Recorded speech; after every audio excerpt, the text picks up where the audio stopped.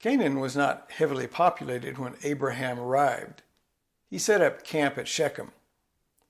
Then he camped between Bethel and Ai.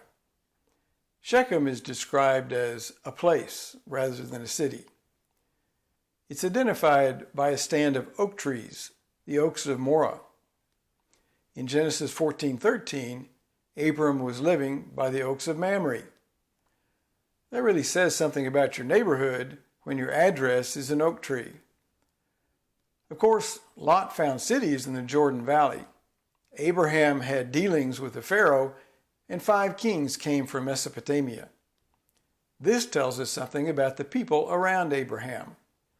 The kings of the east plundered mercilessly, while the kings of Egypt and Philistia conducted business with the utmost integrity. We know a lot about the time of Abraham.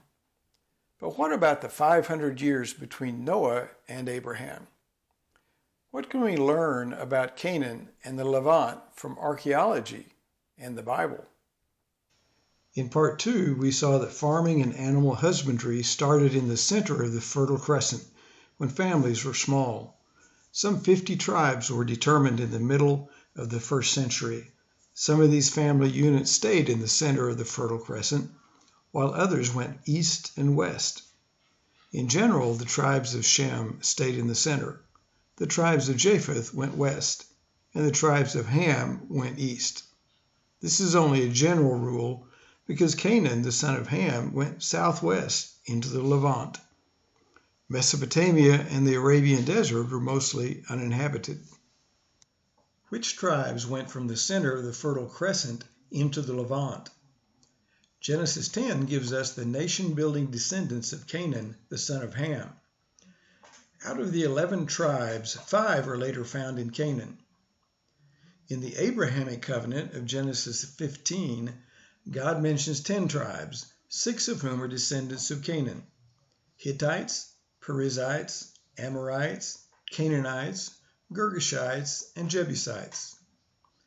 According to Dr. Bryant Wood, the name Hittites is a misnomer and should have been translated Hethites, the children of Heth. The Canaanites include the remaining children of Canaan who did not break out into separate nations. In Exodus 3, when God calls Moses, the Hivites or Horites have also migrated into the Levant, but the Girgashites are not included. On Mount Sinai, according to Deuteronomy 7, Moses lists 7 nations more numerous and mightier than the Israelites. The Canaanites lived by the sea and along the Jordan. The Hethites, Jebusites, and Amorites lived in the hill country. How many people were in each of the 7 tribes? We can only guess, and the range is extremely variable. I'm going to use the numbers that I generated with my optimistic parameters, which gave us 1,058 people after 50 years and 87,143 after the 1st century. This is our estimate for the world population. If everyone divided evenly into 50 tribes, which is of course only an average, there would be 21 in each tribe after 50 years. They could have explored and built many encampments, but they could not have built large settlements. By the end of the century, however, when we think Babel occurred, each of the 7 tribes in Canaan could have grown to 1,743. If we count the 10 tribes of Genesis 15, the population of Canaan could have been 10 times that, or over 17,000 at the time of Babel. We'll get to Babel in a few more episodes. When we look at early archaeology, we can't identify 10 individual tribes, but we can identify people living very different lifestyles. You see here the Kebara cave, where the Kebarans lived in a rich area near Mount Carmel and the plain of Sharon. Animals were drawn to it, so Kebarans could hunt without needing to travel far. They ate goats, deer, cattle, gazelles, pigs, fowl, and fish. They hunted with spears and bows and arrows, harvested wild cereal with scythes, and processed the grain using grinding stones. On the eastern side of the Lake of Galilee, at Ein Gev, similar people built houses with round stone foundations that were set down into the ground. The top may have looked like a teepee. For some reason, these hunters did not settle down where they were and develop farming communities. Where did they go? Did they just die off, or did they perhaps continue to follow herds down into Egypt?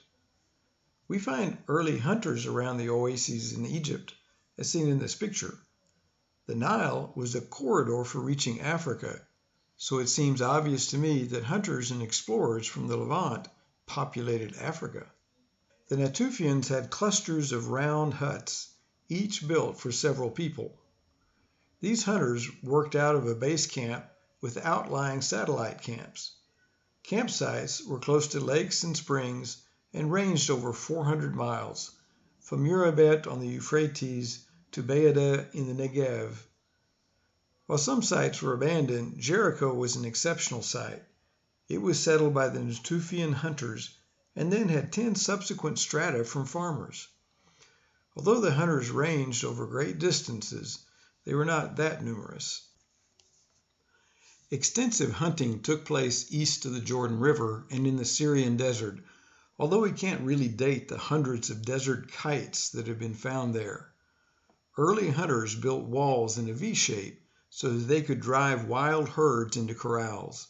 The stone walls on each side of the V were up to 1.5 miles long, which was a huge undertaking and more practical than Göbekli Tepe, the ziggurats, or the pyramids.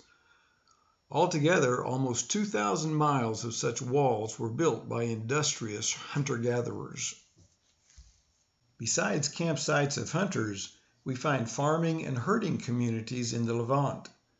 Unfortunately, early farming in the Levant is described as being not well documented.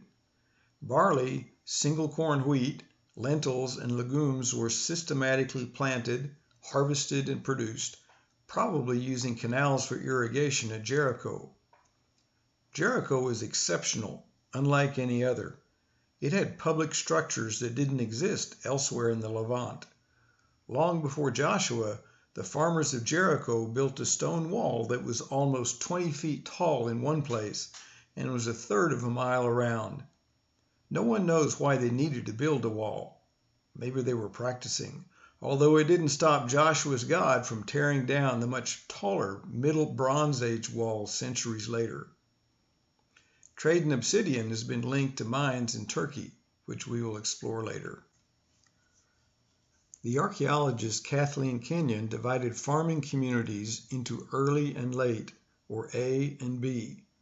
Her later phase had more people and more communities. They were also better farmers because they had double row wheat. Goats were their principal farm animals. Houses were rectangular rather than round, with fireplaces and straw weaving. They had thick lime floors prepared by burning large quantities of limestone to make an early form of cement. They grew flax and made textiles. Ropes were made from palm fibers. In general, these successful farming communities did not continue. Large sites such as el-Ghassul and Yiftahel were abandoned, and no one knows why. Some farming communities had pottery, although there have been relatively few excavations of early pottery sites in Palestine. Unhata is the only site in Palestine that has strata showing a transition from pre-pottery to pottery. Pottery sites were small and only located in fertile areas. They were in separate regions from hunters and pastoralists. More pottery has been found in the northern Levant in sites such as Byblos and Ras Shamra. The Yarmouktian culture, named after the Yarmouk River south of the Sea of Galilee, was important. It had sites such as Sha'ar, Ha-Golan. Pottery from there and from the Wadi Rabba culture can be related to pottery from Byblos and Halaf, respectively. Another cultural type is called Chalcolithic because they used copper. In Palestine, these settlements are called Ghassulian, after the site Telalat el-Ghassul. Their distinct lifestyle is found in over 70 sites around the Beersheba Brook. About 20 more sites are found in the Golan Heights. The Cave of Treasure, 5 miles north of Masada, is particularly interesting. 436 well-preserved copper objects were found hidden there. Current thinking says that they came from a small temple near En-Gedi. The copper came from mines 800 miles away near Russia, and the expert metal workers from the Beersheba settlements. There is no explanation as to why the Ghassulian civilization disappeared and cities were abandoned. We have just reviewed the 7 prehistoric periods in Palestine, excluding the Paleolithic that we will deal with later.